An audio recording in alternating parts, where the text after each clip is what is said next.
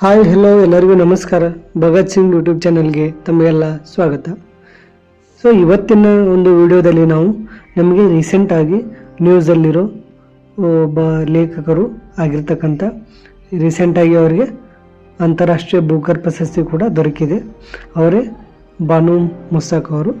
So ನಾವು ಇವತ್ತು ಈ ವಿಡಿಯೋದಲ್ಲಿ ಅವ್ರ ಬಗ್ಗೆ ನಾವು ಒಂದಿಷ್ಟು ವಿಷಯಗಳನ್ನು ತಿಳ್ಕೊಳ್ಳೋಣ.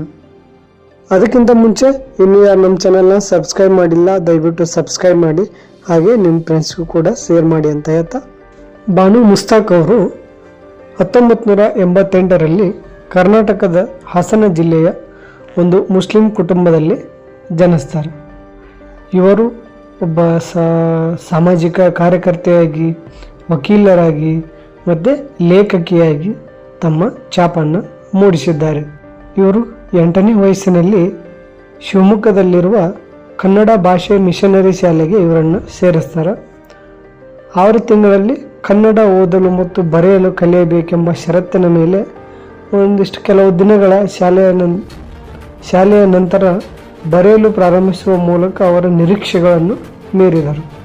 ಈ ಸಮುದಾಯದ ನಿರೀಕ್ಷೆಗಳಿಗೆ ವ್ಯತಿರಿಕ್ತವಾಗಿ ಅವರು ವಿಶ್ವವಿದ್ಯಾಲಯಕ್ಕೆ ಹೋಗಿ ತಮ್ಮ ಒಂದು 26ನೇ ವಯಸ್ಸಿನಲ್ಲಿ ಪ್ರೇಮ ವಿವಾಹ ಆಗ್ತಾರೆ. ಇವರು ಕನ್ನಡ, ಹಿಂದಿ, ದಕ್ಕನಿ, ಉರ್ದು ಮತ್ತು ಇಂಗ್ಲೀಷ್ ಇವೆಲ್ಲ ಭಾಷೆಯನ್ನು ಕೂಡ ಇವರು ಬಲ್ಲವರಾಗಿದ್ದಾರೆ. ನೆಕ್ಸ್ಟ್ ಇವರು ಈ ಮುಸ್ತಾಕ್ ಅವರು ಲಂಕೇಶ್ ಪತ್ರಿಕೆಯಲ್ಲಿ ವರದಿಗಾರ್ತಿಯಾಗಿ ಸೇವೆಯನ್ನು ಮಾಡಿದ್ದಾರೆ. ಮತ್ತು ಬೆಂಗಳೂರಿನಲ್ಲಿ ಆಲ್ ಇಂಡಿಯಾ ರೇಡಿಯೋದಲ್ಲಿ ಕೂಡ ಇವರು ತಮ್ಮ ಕೆಲಸವನ್ನು ಮಾಡಿದ್ದಾರೆ. ಈ ಮುಸ್ತಾಕ್ ಅವರು ತಮ್ಮ ಚಿಕ್ಕ ವಯಸ್ಸಿನಿಂದಲೂ ಈ ಬರವಣಿಗೆಯಲ್ಲಿ ಭಾಳ ಆಸಕ್ತಿಯನ್ನು ಹೊಂದಿರ್ತಾರೆ. ಆದರೆ 29ನೇ ವಯಸ್ಸಿನಲ್ಲಿ ಮಾತ್ರ ಇವರು ಬರಹಗಾರರಾಗಲು ಸಾಧ್ಯವಾಯಿತು.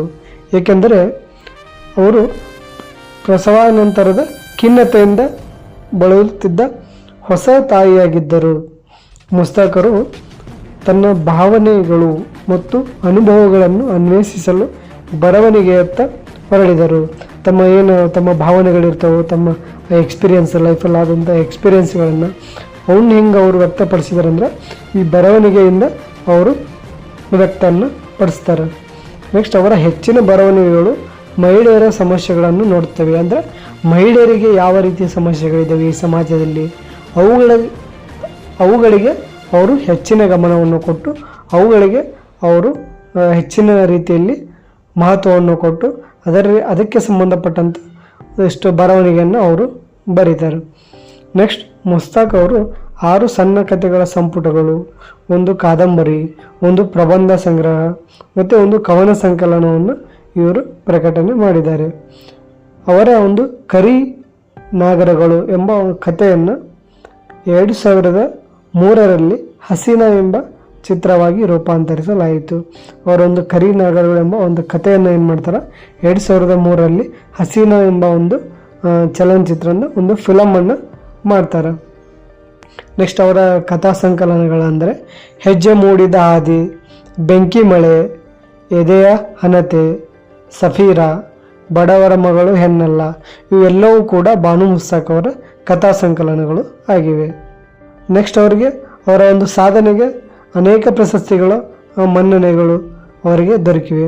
ಕರ್ನಾಟಕ ಸಾಹಿತ್ಯ ಅಕಾಡೆಮಿ ಪ್ರಶಸ್ತಿ 1999ರಲ್ಲಿ, ನೆಕ್ಸ್ಟ್ ದಾನ ಚಿಂತಾಮಣಿ ಅತ್ತಿಮೆಬ್ಬೆ ಪ್ರಶಸ್ತಿ, ಮತ್ತು ದೀಪಾ ಬಸ್ತಿಯವರ ಹಸೀನಾ ಮತ್ತು ಇತರ ಕಥೆಗಳ ಅನುವಾದಕ್ಕಾಗಿ 2024ರ ಪೆನ್ ಇಂಗ್ಲಿಷ್ ಅನುವಾದ ಪ್ರಶಸ್ತಿ, ದೀಪಾ ಬಸ್ತಿಯವರಿಂದ ಅನುವಾದಿಸಲಾದ ಹಾರ್ಟ್ ಲ್ಯಾಂಪ್ ಕಾದಂಬರಿಗೆ 2025ರ ಒಂದು ಅಂತಾರಾಷ್ಟ್ರೀಯ ಬೂಕರ್ ಪ್ರಶಸ್ತಿ. ಇವಾಗ ಪ್ರೆಸೆಂಟಲ್ಲಿ ಅವರಿಗೆ ರೀಸೆಂಟಾಗಿ ಈ ಬೂಕರ್ ಪ್ರಶಸ್ತಿಯನ್ನು ಅವರಿಗೆ ನೀಡಿದ್ದಾರೆ. ಇದು ಇವಾಗ ನಮಗೆ ಬರುವಂಥ ಎಕ್ಸಾಮ್ಗಳಲ್ಲಿ ಇದರ ಮೇಲೆ ಕ್ವಶನ್ ಆಗ್ಬೋದು. ದೀಪಾ ಬಸ್ತಿಯವರು ಇದನ್ನು ಅನುವಾದ ಮಾಡಿದ್ದಾರೆ. ಯಾರ್ದಪ್ಪ ಅಂದರೆ ಬಾನು ಮುಸ್ತಾಕ್ ಅವರ ಹಾರ್ಟ್ ಲ್ಯಾಂಪ್ ಅಂತಕ್ಕಂಥ ಒಂದು ಕಾದಂಬರಿ. ಮತ್ತು ಇನ್ನೊಂದೇನೆಂದರೆ ಇವಾಗ ರೀಸೆಂಟಾಗಿ ಅವರನ್ನು ಈ ಸಾರಿ ಮೈಸೂರು ದಸರಾದ ಉದ್ಘಾಟಕರಾಗಿ ಈ ಬಾನು ಮುಸ್ತಾಕ್ ಅವರ ಹೆಸರನ್ನು ಮಾನ್ಯ ಮುಖ್ಯಮಂತ್ರಿಗಳು ಘೋಷಣೆಯನ್ನು ಮಾಡಿದ್ದಾರೆ. ಈ ವರ್ಷದ ದಸರಾ ಉದ್ಘಾಟಕರಾಗಿ ಬಾನು ಮುಸ್ತಾಕ್ ಅವರು ಆಯ್ಕೆಯಾಗಿದ್ದಾರೆ. ಇದಿಷ್ಟು ಇವರ ಬಗ್ಗೆ ಮಾಹಿತಿ.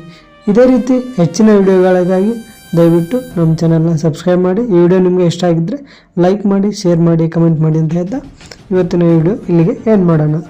ಎಲ್ಲರಿಗೂ ತುಂಬ ಧನ್ಯವಾದಗಳು.